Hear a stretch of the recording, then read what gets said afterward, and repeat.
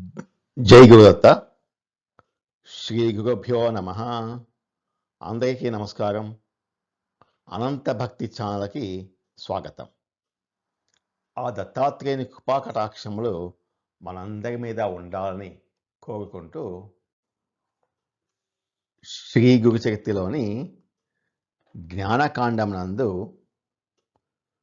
కరంజ నగర అభిగమనము మరియు విప్రోదర వ్యథా నిరసనము అనే 13వ అధ్యాయంలో మనం ఈరోజు 2వ భాగాన్ని పారాయణ చేసుకుంటున్నాం. ఇంతకుముందు భాగంలో చివర గోదావరి తీర పర్యటన చేస్తున్నటువంటి నృసింహ సరస్వతి గారు శ్రీగురుడు మంజరీకము అనే పట్టణానికి వచ్చారు. అక్కడ మాధవారణ్యుడు అనేటటువంటి ఒక ముని శ్రీ గురుమూర్తికి తారసిల్లాడు. అతను మనసులోనే శ్రీ నృసింహ సరస్వతి స్వామి వారికి మానసిక పూజ చేసేవాడు, అంటే మనసులోనే ధ్యానం చేసేవాడు. ఇప్పుడు మనసులో ధ్యానం చేసేటువంటి ఆ శ్రీ గురుమూర్తి కనిపించగానే ఈ మాధవారణ్యుడు చాలా సంతోషపడ్డాడు అన్నమాట. సంతోషపడి ఆయన్ని అనేక విధాలుగా స్తుతించి ఆయనకి పాదాభివందనం చేశాడు. అప్పుడు శ్రీ గురుమూర్తి చాలా సంతోషించి ఈ విధంగా చెప్పారు: మాధవ, యోగమునందలి సంహితా మార్గము, సృష్టి మార్గము, స్థితి మార్గాలలో చివరిదైనటువంటి స్థితి మార్గమునందు తద్రూపముతో అధికార తత్వాన్ని అత్యంత గొప్ప ఉపాయముతో శోధించేటటువంటి నీకు నేను నిజమైన అభ్యుదకరమైన మార్గాన్ని చూపిస్తాను అని శ్రీగురుడు అతనికి చక్కని ఆశ్వాసమును కల్పించి చాలా సంతోషంతో తన యొక్క నిజస్వరూపాన్ని సాక్షాత్కరింపచేశాడు. చాలా కాలం నుంచి తన మనస్సులో ఏ రూపాన్ని అయితే భజిస్తున్నాడో అట్టి రూపంతో తనకు ఎదురుగా ప్రత్యక్షమైనటువంటి శ్రీ గురుమూర్తిని చూసినటువంటి మాధవారణ్యులు చాలా ఆనందాన్ని పొంది సాష్టాంగ వందనాన్ని చేశాడు. మహైదైశ్వర్య సంపన్నమైన శ్రీ గురుమూర్తి స్వరూపాన్ని దర్శించినటువంటి ఆ మాధవారణ్య ముని దోసిలొగ్గి అతి భక్తితో ఇలా స్తుతింపసాగాడు: జగద్గురు, మీకు జయము జయము.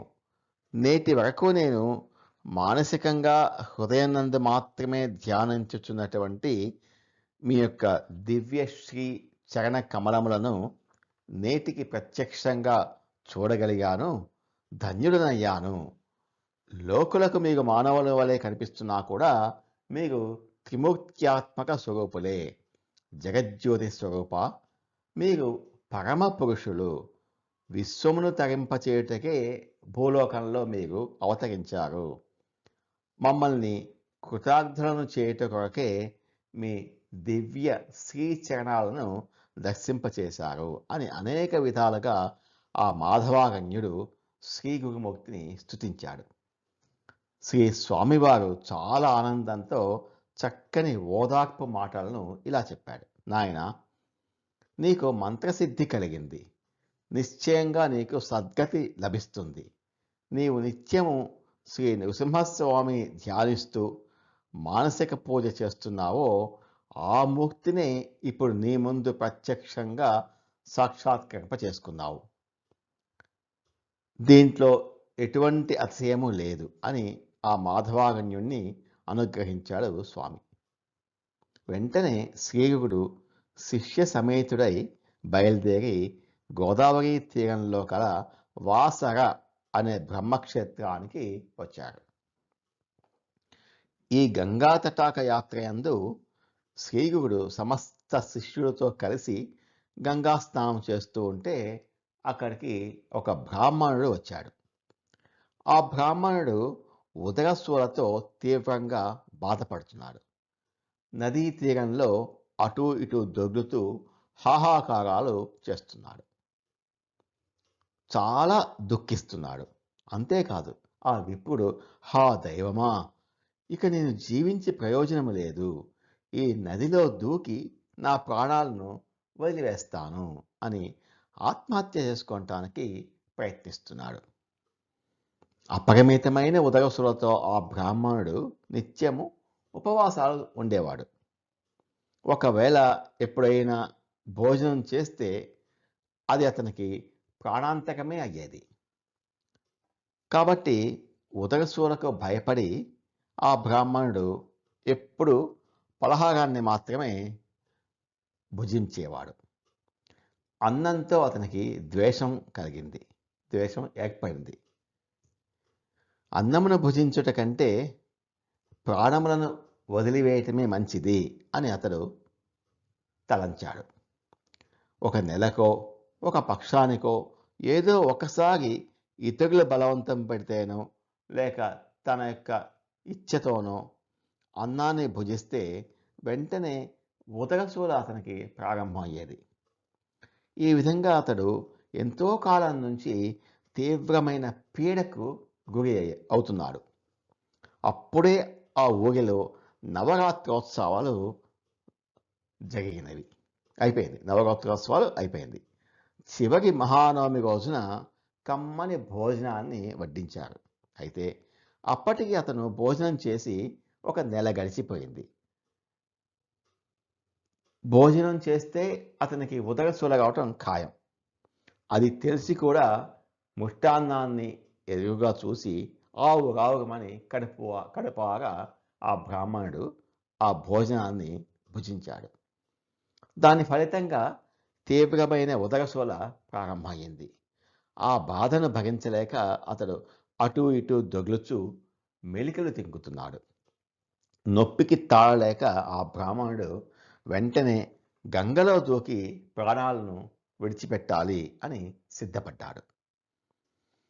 ఆ బ్రాహ్మణుడు బిగ్గరగా బాగా దుఃఖిస్తూ, గంగలో దూకి నా ప్రాణాలను వదిలివేస్తాను, మహాపాపిని అయినందువలన నాకు అన్నద్వేషము కలిగిందేమో, ఇక నాకు ఈ సంసారం వద్దు, జీవులకు అన్నమే ప్రాణము, అన్నమే జీవనాధారము, అన్నం లేకుండా ఎవ్వడూ బతకలేరు, అటువంటి అన్నమే నాకు శత్రువైంది, ఇక నాకు మరణమే గతి అని తనలో తాను దృఢంగా నిశ్చయించుకొని గంగలో ప్రవేశించి మునిగిపోవటం కోసం తన పొట్టకు ఒక బండరాయిని కట్టుకొని గంగా ప్రవాహంలోకి ప్రవేశిస్తున్నాడు.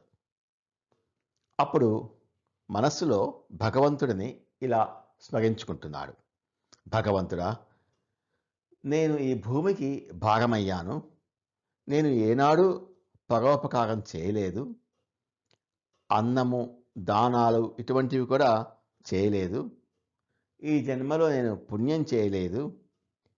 గత జన్మలో చేసిన కర్మఫలంతో ఇప్పుడు ఇన్ని కష్టాలను అనుభవిస్తున్నాను. నేనేం చేశానో నాకే తెలియదు. బ్రాహ్మణుల నోటి ముందు లేదా కపిల గోవు నోటి ముందు ఉన్నటువంటి ఆ గ్రాసాన్ని లేదా ఆహారాన్ని లాగివేసానామో, లేకపోతే దృఢంగా ఈశ్వరుని విశ్వసించే వారికి అనవసరమైనటువంటి విఘాతాన్ని ఏమన్నా కలిగించానేమో, అందువల్లే నాకు ఇటువంటి దుష్ట ప్రారబ్ధము అనుభవించవలసి వస్తోంది. లేకపోతే ఈశ్వరుని పూజించటాన్ని అసంపూర్తిగా ఏమన్నా వదిలివేశానేమో, లేకపోతే గురుజనులను నిందించానేమో, లేకపోతే తల్లిదండ్రులను ఏమన్నా అవమానించానేమో, అందువల్ల ఈ జన్మలో ఇటువంటి కష్టాలను అనుభవిస్తున్నాను. లేకపోతే పూర్వజన్మలో ద్విజులను ధిక్కరించానేమో, లేకపోతే వైశ్వదేవ సమయంలో వచ్చిన అతిథులకు భోజనాన్ని పెట్టలేదేమో, నూతన వధువులను వధించానేమో, వనానికి ఏమైనా నిప్పు పెట్టానేమో, భార్యతో కలిసి సుఖిస్తూ తల్లిదండ్రులను దూరం చేసి సుఖంగా ముష్టాన్నాన్ని భుజించానేమో, పూర్వజన్మలో చేసిన ఏ పాపకర్మ వల్ల ఇప్పుడు ఈ తీవ్రమైన కష్టాలకు అనుభవిస్తున్నాను. హా హతవిధి! ఇటువంటి పాపిని నేను నేను జీవించుట కంటే మరణించుటయే మేలు కదా అని తన పాపాలను చేసుకుంటూ ఆ బ్రాహ్మణుడు గంగలోకి ప్రవేశిస్తూ ఉంటే అదే తీరానికి శ్రీ గురునాథుడు వచ్చారు. అది చూసి తన శిష్యులను వెంటనే వెళ్ళి ఆ బ్రాహ్మణ్ణి పిలుచుకురండి అని చెప్పారు. ఆ బ్రాహ్మణుని ఇట్లు తీసుకుని గండు ఇంత సులభంగా తన అమూల్యమైన ప్రాణాలను ఎందుకు వదిలేస్తున్నాడు? ఆత్మహత్య మహాదోషం కదా! ఎందుకలా చేస్తున్నాడో విచారించదము అని అన్నారు. శ్రీగురుని మాటలు విన్నటువంటి శిష్యులు వెంటనే పరిగెత్తుకుంటూ వెళ్ళి ఆ బ్రాహ్మణునికి నచ్చచెప్పి తీసుకొచ్చి శ్రీవారి దగ్గర నిలబెట్టారు. అనాథనాథుడు, దిక్కులేని దీనులకు కల్పతరువు, దుఃఖజీవుల పాలిట కృపాసాగరుడు అయినటువంటి శ్రీ గురుమూర్తి ఆ దుఃఖితుడైన బ్రాహ్మణ్ణి చూసి ఇలా ప్రశ్నించాడు. నాయన, ప్రాణాలను ఎందుకు వదిలివేయాలి అని అనుకుంటున్నావు? ఆత్మహత్య మహాపాపం కదా! అసలు విషయం ఏమిటో నాకు వివరించి చెప్పు అని చాలా కరుణతోటి ప్రశ్నించారు. అప్పుడు ఆ బ్రాహ్మణుడు చేతులు జోడించి ఇలా అన్నాడు. యతిరాజా, నన్ను ఇలా అడిగి ఏం ప్రయోజనము? మీరేం చేయగలరు? నా జన్మ వ్యర్థమైనది. నేను ఏమని చెప్పగలను? ఈ భూమికి నేను భారంగా మారాను. ఏ నెలకో పక్షానికో, పక్షము అంటే 15 రోజులు, ఒకసారి భోజనం చేసినా కూడా నాకు వెంటనే ఉదయశూల ప్రారంభం అయ్యి చాలా బాధపడుతున్నాను. ఏమని చెప్పమందు స్వామి? ఆ బాధను భరించలేక ప్రాణాలను వదిలేయటానికి నేను సిద్ధపడ్డాను. హే జగద్గురు, శరీరము అన్నగతమైంది కదా! అట్టి అన్నమే నాకు శత్రువు అయింది. ఓ గురుమూర్తి, ఎట్లా బతకాలి నేను అని అన్నాడు. అప్పుడు శ్రీగురుడు అనుగ్రహించి ఆ బ్రాహ్మణునితో ఇలా అన్నాడు. ఓ బ్రాహ్మణుడా, ఆత్మహత్య మహాపాతకం కదా! నేటితోటి నీ బాధ తీరిపోయింది. నా వద్ద ఒక దివ్యమైన ఔషధం కాదు. అదేమిటో నీకు ఇప్పుడే చెప్తాను. నీ మనసులో ఇక ఎటువంటి సంశయం, ఎటువంటి అనుమానము పెట్టుకోవద్దు, భయపడవద్దు. నీ వ్యాధిని ఇప్పుడే పోతుంది. ఇక మీదట నువ్వు సుఖంగా భోజనాన్ని చేయగలవు అని శ్రీ గురుమూర్తి పలికాడు. శ్రీ గురుమూర్తి మాటలను విన్నటువంటి ఆ బ్రాహ్మణుని యొక్క మనోభయం నశించిపోయి చిత్తం స్థిరమయ్యింది. అంటే మనస్సు స్థిరపడింది. వెంటనే స్వామిని సమీపించి తన శిరస్సును శ్రీ గురుమూర్తి పాదాలయందు పెట్టి సాష్టాంగ నమస్కారం చేశాడు. తదుపరి స్వామికి ఒక పక్కన కూర్చున్నాడు. ఇంతలో ఆ గ్రామాధికారి అయినటువంటి ఒక బ్రాహ్మణుడు గంగాస్నానం చేయటం కోసం అక్కడికి వచ్చాడు. అదే గంగా తీరంలో శ్రీ గురుమూర్తిని చూచి ఆ బ్రాహ్మణుడు వెంటనే స్వామివారిని సమీపించి ఆయన యొక్క పాదాలకు తాకి సాష్టాంగ వందనాన్ని చేసి అత్యంత భక్తిభావంతో త్రికరణ శుద్ధిగా చేతులు జోడించి నిలబడ్డాడు. అప్పుడు శ్రీ గురుమూర్తి అతన్ని చూసి అభయం ఇస్తూ ఇలా అడిగాడు. ఓ బ్రాహ్మణుడా, నీ పేరేమి? నీవు ఎవరవు? నీ నివాసం ఎచ్చట? వివరంగా తెలియచేయి అని అన్నారు. అప్పుడు ఆ బ్రాహ్మణుడు అత్యంత వినయ భావంతో ఇలా అన్నాడు. స్వామి, నా పేరు సాయందేవుడు. నాది కౌండిన్యస గోత్రము. ఆపస్తంభ శాఖకు చెందినటువంటి వాడను. కడగంచి అనే సమీప గ్రామంలో నేను 1 సంవత్సరం నుండి నివసిస్తూ ఉదర పోషణ కోసం తురుష్కుల సేవలు చేస్తున్నాను. తురుష్కులు అంటే ముస్లిమ్స్. స్వామి, ఈ గ్రామంలో గ్రామాధికారిగా 1 సంవత్సరం నుంచి ఇక్కడే నివసిస్తున్నాను. అత్యంత దయాముక్తులైనటువంటి మీరు అప్రయత్నంగా లభించినటువంటి నాకు మీ దర్శన భాగ్యంతో నేను ధన్యుడను అయ్యాను. సమస్త విశ్వాన్ని తరింప చేయగలటువంటి అవతార పురుషులు నాకు దర్శనాన్ని అనుగ్రహించటం ఎన్నో జన్మల పుణ్యఫలం. దాని ద్వారా నేను కృతజ్ఞుడను అయ్యాను. గత జన్మల దోషాలన్నీ కూడా నాకు నశించిపోయినాయి. స్వామి, మీ అనుగ్రహం వలన ఈ భవ సాగరం నుంచి తరిస్తాను అని అన్నాడు. గంగను దర్శిస్తే పాపాలు పోతాయంటారు. చంద్రుని దర్శిస్తే తాపాలు నశించిపోతాయి. కల్పవృక్షాన్ని దర్శిస్తే దైన్యము అంటే దరిద్రం పోతుంది. ఇక మీ వంటి శ్రీగురు దర్శనం వల్ల నాకు పాపము, తాపము, దైన్యాలు అన్ని మూడు కూడా నశించిపోవును కదా. కావున శ్రీ స్వామివారి పాదపద్మముల దర్శనము వలన నాకు చతుర్విధ పురుషార్థ ఫలము సిద్ధించెను అని శ్రీగురుమూర్తిని స్తోత్రము చేసి తిరిగి శ్రీ స్వామివారి పాదపద్మాలకు నమస్కరించాడు. జగద్గురువులు అప్పుడు అతనికి అభయాన్ని ప్రసాదించి తర్వాత ఇలా అన్నారు. నాయన సాయందేవా, నా మాటలను విను. ఈ బ్రాహ్మణుడు ఉదరశూల వ్యాధితో చాలా బాధపడుతున్నాడు. అంతేకాకుండా మా కళ్ళతో మేము చూచాము, ప్రాణత్యాగం చేయటానికి కూడా సిద్ధపడ్డాడు. అతని యొక్క ఉదర వ్యాధికి ఉపశమనంగా నేను ఒక దివ్యమైనటువంటి ఔషధాన్ని ఇస్తాను అని అతనికి అభయాన్ని ఇచ్చాను. కాబట్టి నేను చెప్పినట్లుగా నీవు చేయాలి.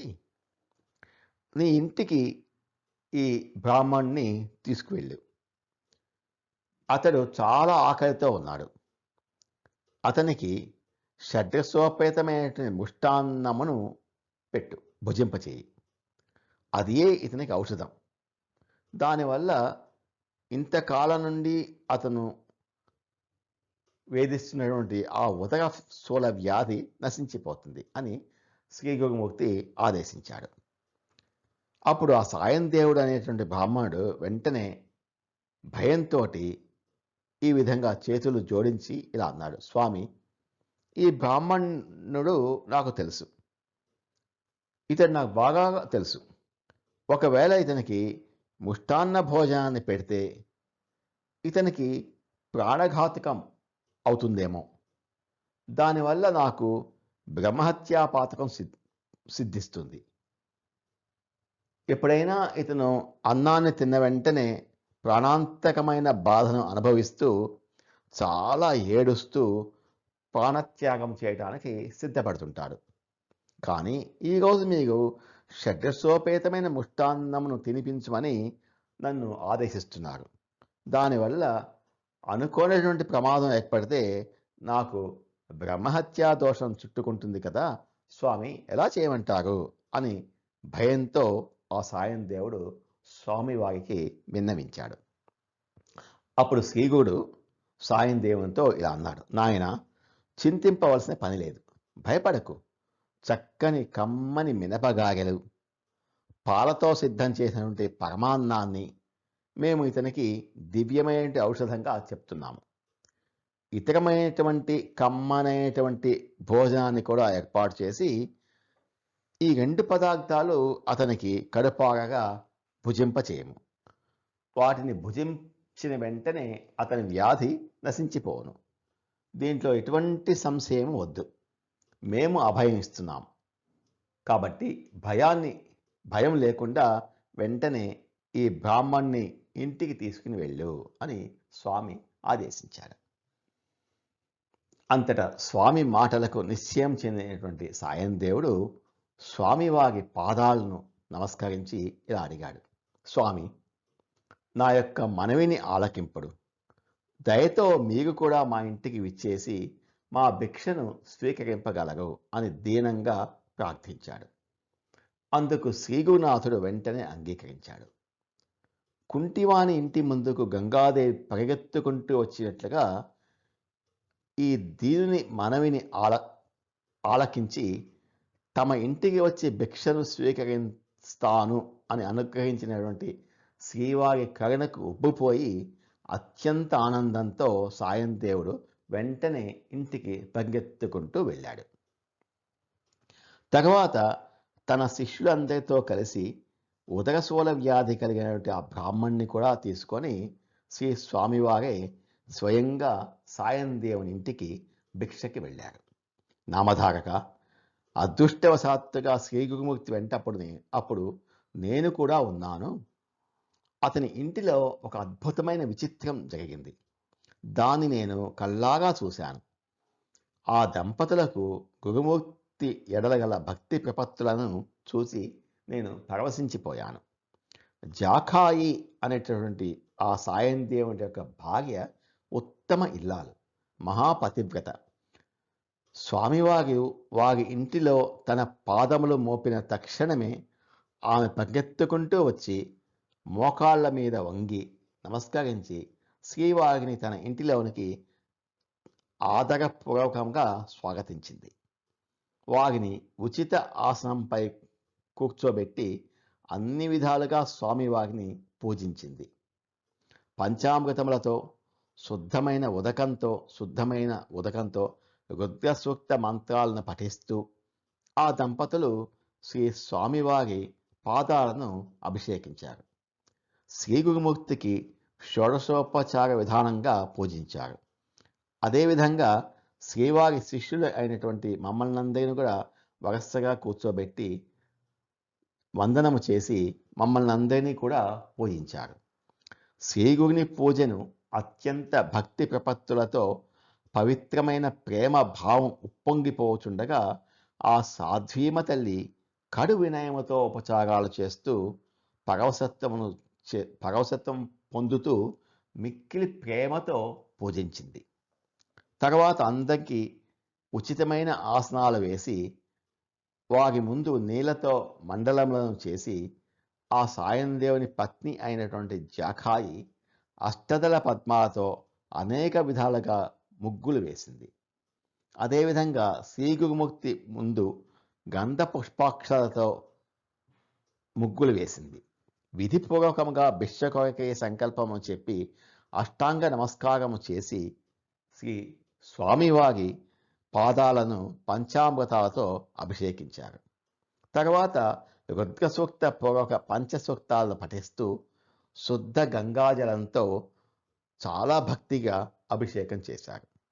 ఆ తర్వాత షోడశోపచారాలతో శ్రీవారిని పూజించారు. తర్వాత ఆ దంపతులు శిరస్సును వంచి శ్రీవారి శ్రీపాద పద్మాలకు చాలా వినయంతో నమస్కరించారు. తర్వాత శ్రీ స్వామివారి శరణ తీర్థమును ఆ దంపతులు వారి కుటుంబ సభ్యులు అందరూ తీసుకున్నారు. తర్వాత శ్రీవారి పాద పూజలో భాగంగా చాలా ఆనందంగా గీత వాయిద్యాలు మోగిస్తూ మంగళ నీరాజన సేవ చేశారు. ఇదే విధంగా స్వామివారి శిష్యులమైనటువంటి మా అందరినీ కూడా షోడశోపచారాలతో భక్తిపూర్వకంగా పూజించారు. శ్రీ గురువుకి అక్షయ వాయనాలను ఇచ్చి అష్టోత్తర శత జ్యోతులతో నివాళులను అర్పించి వైదిక మంత్ర ఘోషతో అత్యంత భక్తిభరితముగా మంత్రపుష్పాంజలిని ఘటించారు. అనేక విధాలుగా స్తోత్రాలను గానం చేశారు. తర్వాత దంపతులు ఇరువురు శ్రీ స్వామివారికి చక్కగా నమస్కారాలు సమర్పించారు. వారి పూజా విధానాలకి వారి భక్తి ప్రపత్తులకు శ్రీ గురుమూర్తి చాలా సంతోషించి ప్రసన్నవనంతో వారి పట్ల కరుణా విటాక్ష వీక్షణ పరంపరలను ప్రసారం చేస్తూ ఇలా అన్నారు: నాయన, నీ వంశ పరంపరలో గల సంతతి గురుభక్తి విషయంలో చాలా ప్రసిద్ధి పొందగలరు. అత్యంత ప్రీతితో మహత్తరమైనటువంటి వరాన్ని ప్రసాదించారు. నీవు గురువు యొక్క మనోగతమును గ్రహింపగలిగావు.